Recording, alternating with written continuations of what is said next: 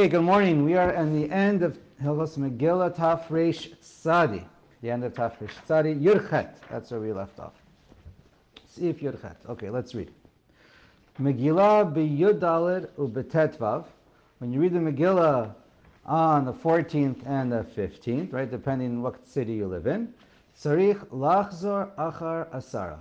The halacha is you have to try very hard to get a minyan. You want to get at least 10 men. Obviously, you also want to do it in a Beit Knesset, where it's Berovam Hadrat Melech. Even if you have, Mishnah Berurah points out, but it's well known, even if you have, everyone agrees, even if you have 100 people in your house, it's better to bring those 100 people to do it in the shul than just to stay in your house. You want the numbers, you want the kihila to be together, and all this is for Pirsume Nisa. Okay. V'im iyafshar ba'asara korim ota biyachid. So you try and get 10, but if you can't, or the whole shul, right? But if you can't get at least the whole shul or at least all 10, then you read it even biyachid, we're familiar, you read it by yourself with a bracha. Okay? And that's the practical halacha. Okay, let's keep reading. V'yesh lihistapek im nashim mitztarfos la'asara.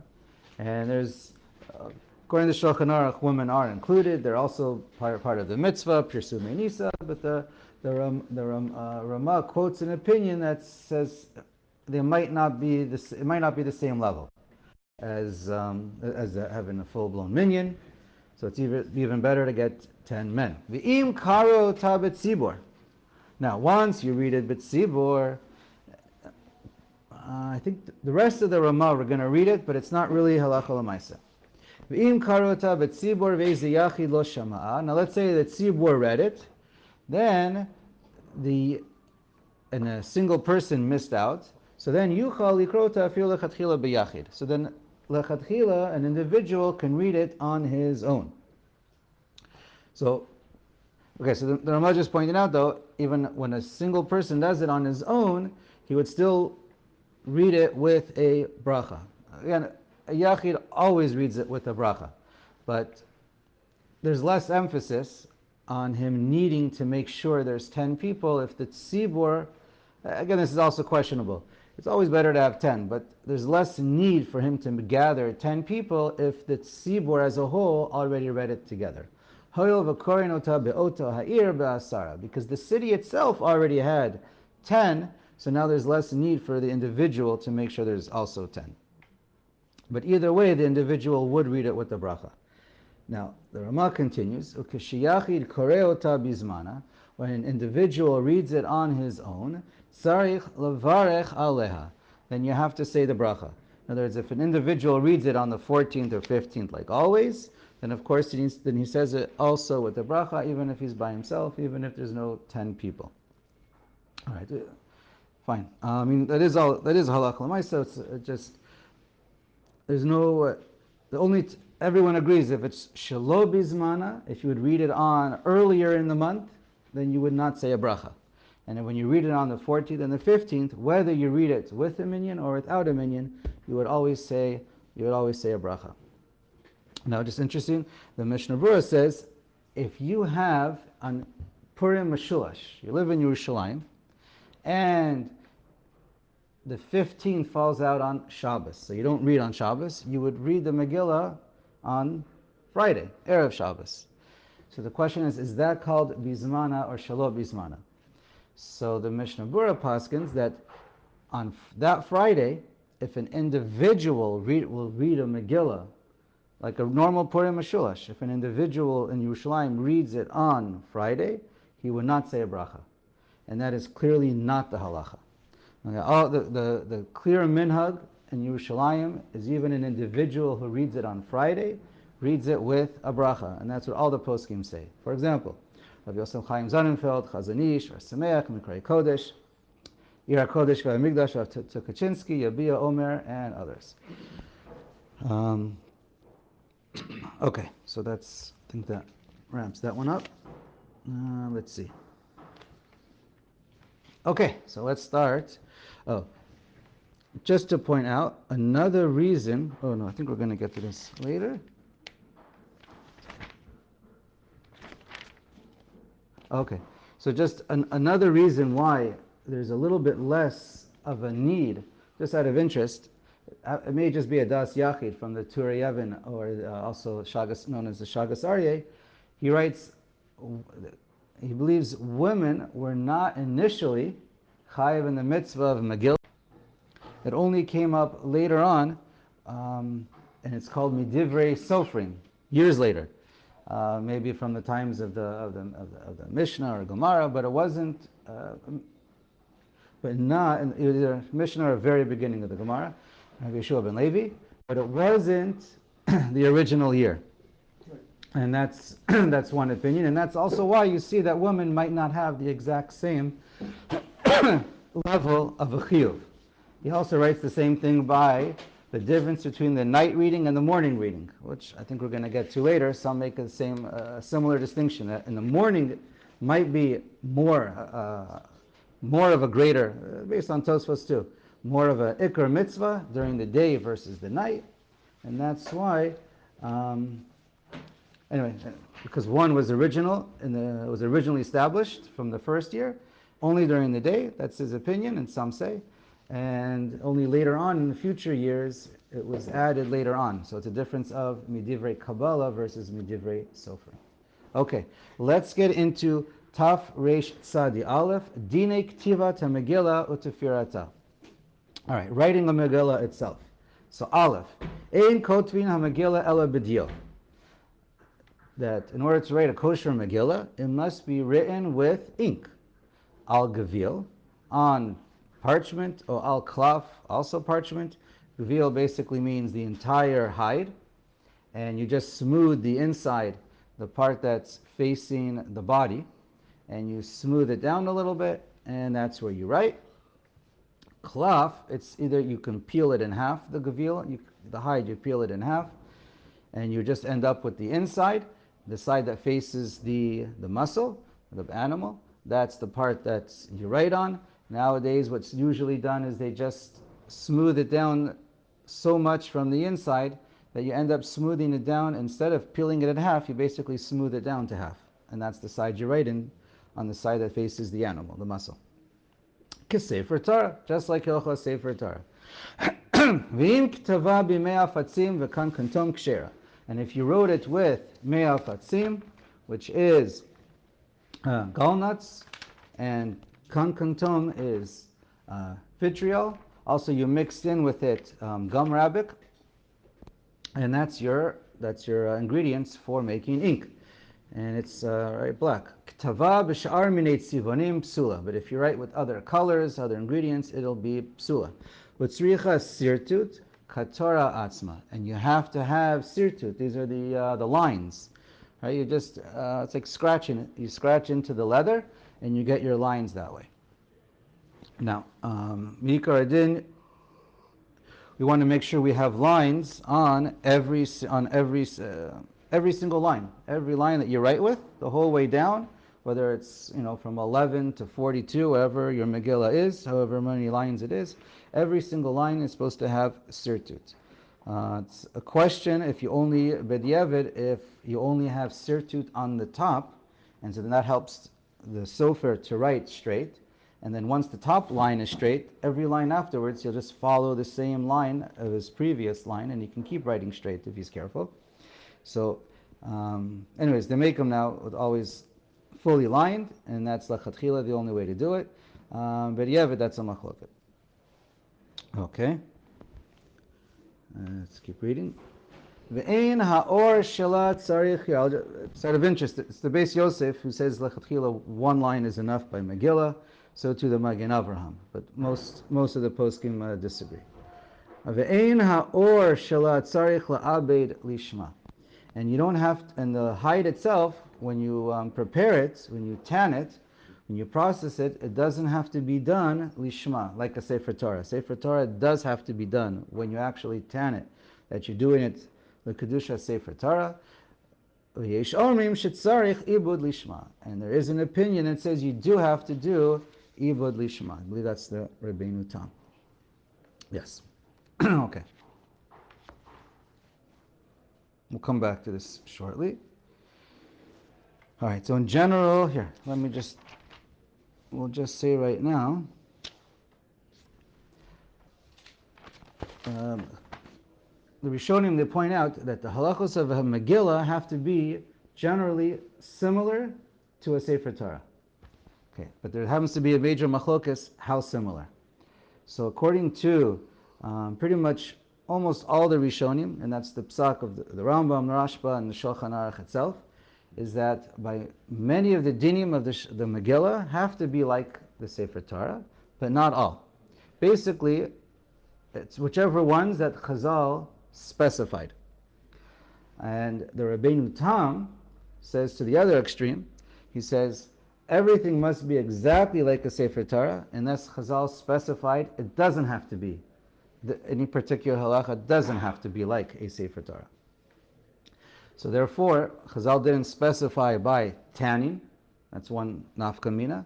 So you see, so some poskim say it has to be tanned, and some say lishma, and some say it does. Rabbeinu Tam says it must be done lishma, but most others say it does not have to be done lishma. The one example that Chazal say that it's different for sure, and that Rabbeinu Tam is going to agree with, because that's in the Gemara, has to do with when you tying, what's the right word? Stitching the different parchments together to make your one long scroll. That's the one thing where it doesn't have to be exactly the same. But we do know of another difference. The Rabbeinu, also, I believe the Rabbeinu Tam would agree with, is if you have to have two eitzim, two amudim or eitzim. When we see inside, an amud means in the eitzim, the Orach Chaim. There you go, Orach Chaim. The wooden poles on each side. Do you have to have one on both sides? So according to, for a Sefer Torah, everyone says you have to have one on every side, otherwise it's pasul. But when it comes to a Megillah, so we're going to see that the Shulchan Aruch holds only at the end you need one. At the beginning you do not need one. And the Ramah holds, and I believe that Rabbeinu Tam agrees, but I'm not positive, that the Ramah holds, certainly the Ramah holds, and that's the halacha for Ashkenazim, is you don't need to have any wooden pole on either end. It's optional for Ashkenazim. For Sfardim lechatchila, it's not optional, but b'diavad, it is.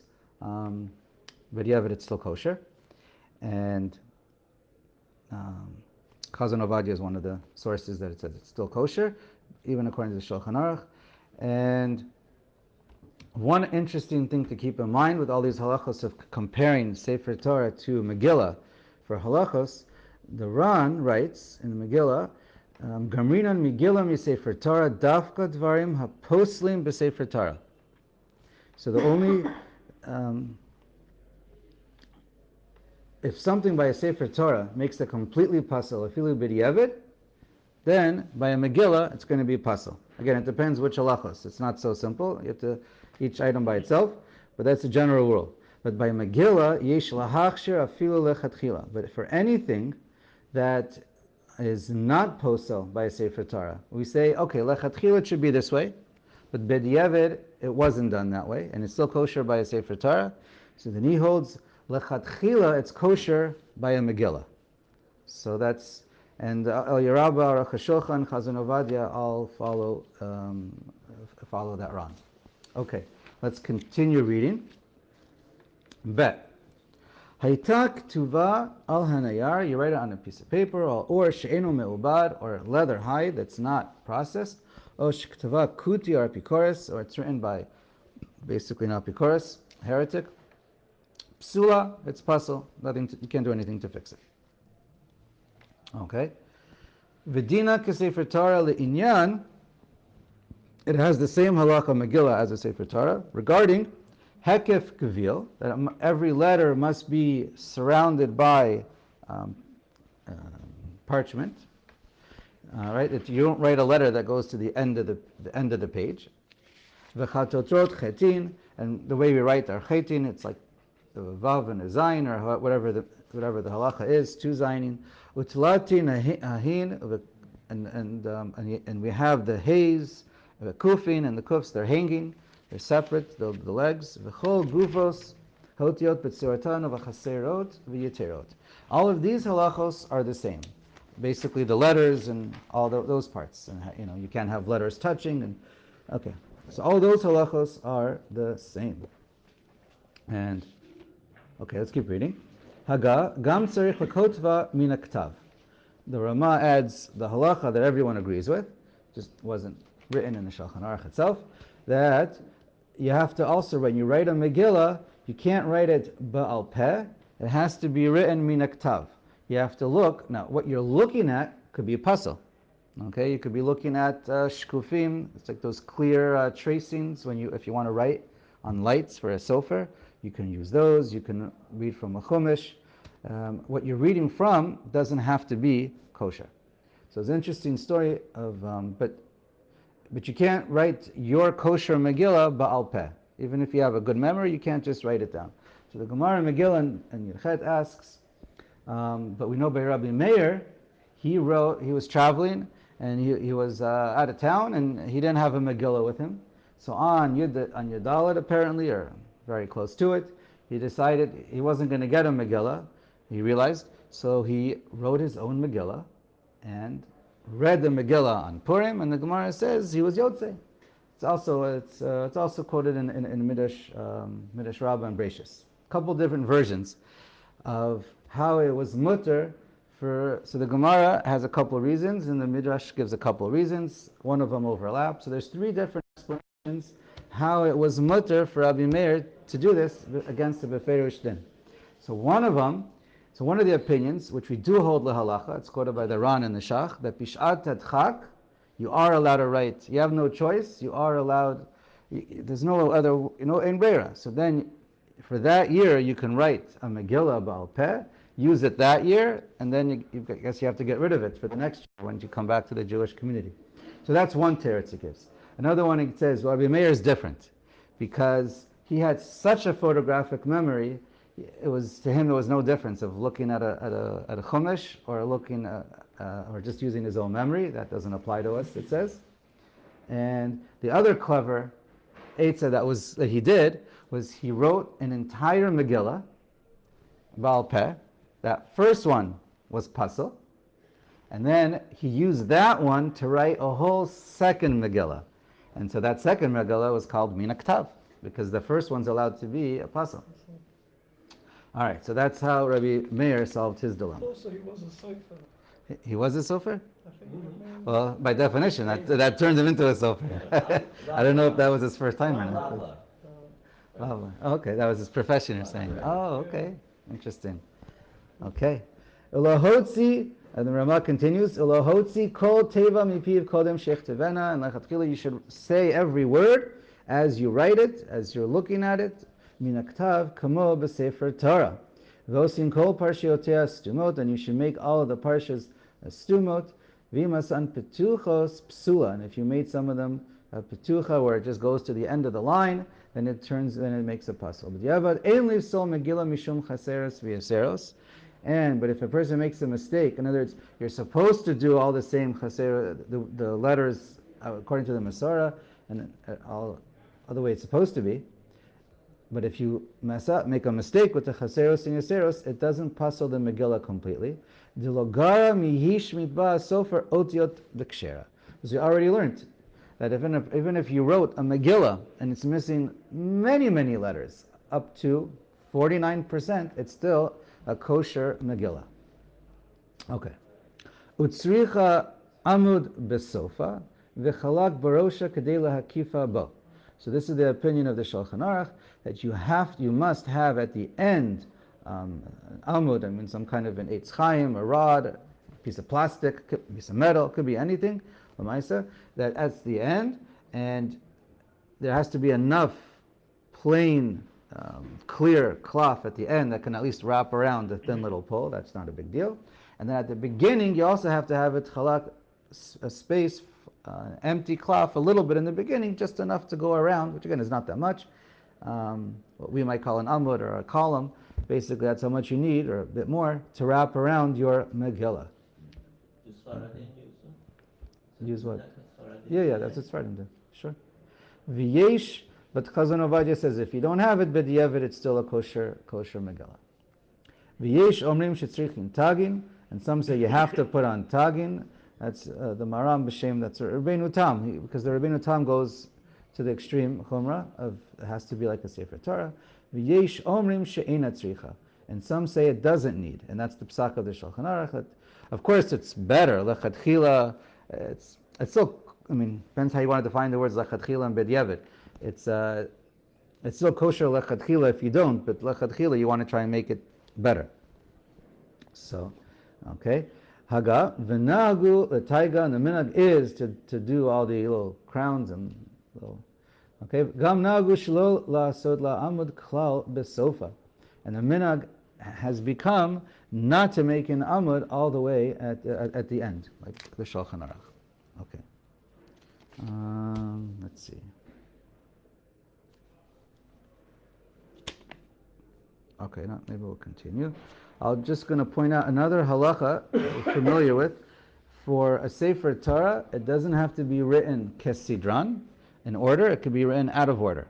So same too by a Megillah. And that's why most beginners Sofrim, they always start from a Megillah, because they don't have to worry about making a mistake with Hashem's name, and they don't have to worry about kesidran, which applies only by tefillin and mezuzah. They also start somewhere in writing, usually in the middle, so that by the time they get more and more practice, the ktav is going to be the nicest. So then they start that. So they save their nicest for the beginning, so that when people come to look at it and start reading, it looks the nicest. I know that I was taught the same way for Megillah, but also for laning, to start laning from the end, so that when you start off and everyone first pays attention, you want to sound your best. For a bar mitzvah boy. Okay. Gimel.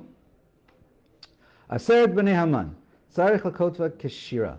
Now, Aseret b'nei Haman, so I sent out a picture in the WhatsApps, the way it's supposed to look, that it's supposed to be written with columns. On one side, you have all the names, and on the other side, you have all the ve'es. Let's keep reading. V'lo kisha'ar shirot shechalak al gabei ktav. But it's different than normally a normal shira in the Torah. Let's say Azia shir we're familiar with. Normally you have, I'm not sure the right way to put it, but it's like alternating. So you're having one column with the words on one side and then blank in the middle, and then the other one is the opposite. So it's like staggered. Right, so I'll read that in a second. We'll say that in a sec. Ela maniach halak ben ktav l'ktav. But when it comes to Aseret b'nei Haman in Megillah, you have two columns of writing, and it's halak, it's completely clear in the middle. That everybody agrees with, right? That's the Gemara, and that's everyone understands the Gemara the same way. On that part. V'im, and this is similar like Hazina, we'll get to that. V'im lo asa kein psula. And if you didn't do it this way, so it's nagad the Masara and it's pasal. The Gemara says it has to be ariach al gabe ariach, and levena al gabe levena. A levena is a brick, and an ariach is a half a brick. So how do you understand that? So again, everyone agrees that it's going to look basically how it looks in the picture I sent out. We have one column of names and one column of the eight. Machlokas Rashi Tosfos, which is the ariach and which is the levena. There's a little, could be possibly a little nafkamina lahalacha, but first of all, the first thing it's basically academic, that the wording here, Tosfos will say both opinion, the Ariach and the Levena are both written letters. Okay? And the space in between is just a space. So Levena is a full brick and Ariach is a half a brick. So how much? So therefore the words are longer, and the Ve'es is only 3 letters, they're shorter. So the column of Ve'es is the Ariach, and the column of all the names, that's the Levena. That's Tosfos. And according to him, and according to the halacha, the minimum space would be the space of 9 letters. Whenever a sofer has to write a Megillah, in order for it to be kosher, there must be a space of 9 letters, because that's the minimum space for any parsha, like for a stuma. That's the minimum. The chatchila, it should be the space that it takes to write asher 3 times, b'diavad 9 times, a yud or a vav, whatever. Okay. That's halacha l'maisa. Now, according to Rashi, he says the ktav is the sides, either one of the Ketavim on either side, those are the Ariach, and the space is the Levena. And that space, a Levena, is a full brick, is bigger than an Ariach, a small brick. So he points out that the space in between must be, the words he uses, kiflaim, of the Ktav. So one pshat is, it just means it needs to be, it just means it has to be more, which turns into the same opinion as Tosfos, it has to be 9 letters. Another pshat is it must be, the space must be at least double a word, one of the names, which again, Lamaisa, it's not a big difference, but there is but it must be 2 times. So one, well, it's about the same. You take the column of the names and you double that word, and that's how much the space has to be. And usually it's not a problem. There's another opinion in Rashi, again, you don't have to follow this, but there's another opinion in Rashi, you take all the letters together, in other words, the name and Ve'et, you put them together, and then that space has to be at least double all the ktiva on that line. So